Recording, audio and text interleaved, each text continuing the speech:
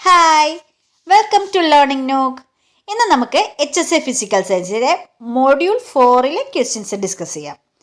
ആദ്യത്തെ 3 മോഡ്യൂൾസിൻ്റെ questions കണ്ടിട്ടില്ലാത്തവർ description ബോക്സിൽ നോക്കുക, ലിങ്ക് കൊടുത്തേക്കാം.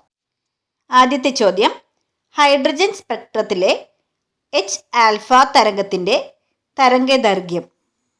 Answer C, 650 nanometre. കറക്റ്റായിട്ട് പറയുകയാണെങ്കിൽ 656 നാനോമീറ്ററാണ് ആൻസറായിട്ട് വരുന്നത്. അടുത്ത ചോദ്യം, ആൽഫ ബീറ്റ ഗാമ കിരണങ്ങളുടെ അയണൈസിംഗ് പവർ തമ്മിലുള്ള ബന്ധം. Answer A, alpha greater than beta greater than gamma. അടുത്ത ചോദ്യം, ഫാസ്റ്റ് ബ്രീഡർ റിയാക്ടറിൽ ഉണ്ടാകുന്ന ഫിഷനബിൾ ന്യൂക്ലിയസ്. ഉത്തരം സി, പ്ലൂട്ടോണിയം 239. അടുത്ത ചോദ്യം, ഗാമ കിരണത്തിൻ്റെ ലെപ്റ്റോൺ നമ്പർ എത്രയാണ്? ആൻസർ വരുന്നത് ബി ആണ്, 0. ഗാമ കിരണം ഒരു ലെപ്റ്റോൺ അല്ലാത്തതുകൊണ്ട് അതിൻ്റെ ലെപ്റ്റോൺ നമ്പർ 0 ആണ്. അടുത്ത ചോദ്യം, സൂപ്പർ കണ്ടക്ടേഴ്സ് ഏത് വിഭാഗത്തിൽ പെടുന്നതാണ്? ഉത്തരം എ, ഡയാമാഗ്നറ്റിക്. അടുത്ത ചോദ്യം, ഒരു ബോഡി സെൻറ്റേർഡ് ക്യൂബിക് ലാറ്റിസിൻ്റെ അതായത് BCCയുടെ കോർഡിനേഷൻ നമ്പർ എത്രയാണ്? ഉത്തരം D, 8.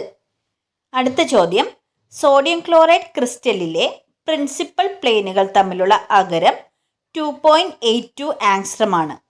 30 degree glancing angle first order Bragg refraction നടക്കുകയാണെങ്കിൽ അതിന് ഉപയോഗിച്ച എക്സ്റേയുടെ തരംഗദൈർഘ്യം എത്രയാണ്? ഇവിടെ ബ്രാഗ്സ് ഇക്വേഷനാണ് നമ്മൾ ഉപയോഗിക്കുന്നത്. n ലാംഡ = 2d സൈൻ തീറ്റ.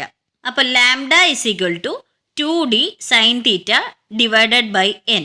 ഇതിൽ n എന്ന് പറയുന്നത് ഫസ്റ്റ് ഓർഡർ ആണെന്ന് പറഞ്ഞുകൊണ്ട് 1 ആണ്.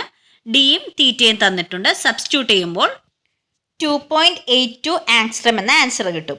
ഇവിടെ ചോദ്യത്തിലും ആങ്സ്ട്രം എന്നാണ് തന്നിരിക്കുന്നത്, ഉത്തരത്തിലും ആങ്സ്ട്രം ഉള്ളതുകൊണ്ടാണ് കൺവേർഷൻ ചെയ്യാത്തത്. അപ്പോൾ ആൻസർ സി ആണ്. അടുത്ത ചോദ്യം, ഒരു സിമ്പിൾ ക്യൂബിക് ലാറ്റിസിൻ്റെ പാക്കിംഗ് ഫ്രാക്ഷൻ എത്രയാണ്? Answer A, 0.52. അടുത്ത ചോദ്യം, 50 വോൾട്ട് പൊട്ടൻഷ്യൽ വ്യത്യാസത്തിൽ കൂടി കടന്നു പോകുന്ന ഇലക്ട്രോണിൻ്റെ ഡി ബ്രോഗ്ലി തരംഗദൈർഘ്യം എത്രയാണ്? ഇവിടെ നമ്മൾ ഉപയോഗിക്കുന്ന ഫോർമുല ലാംഡ = 12.27/√v എന്നതാണ്. ഇവിടെ വാല്യൂസ് സബ്സ്റ്റിറ്റ്യൂട്ട് ചെയ്യുമ്പോൾ നമുക്ക് ആൻസർ 1.732 ആങ്സ്ട്രം എന്ന് കിട്ടും. So answer B.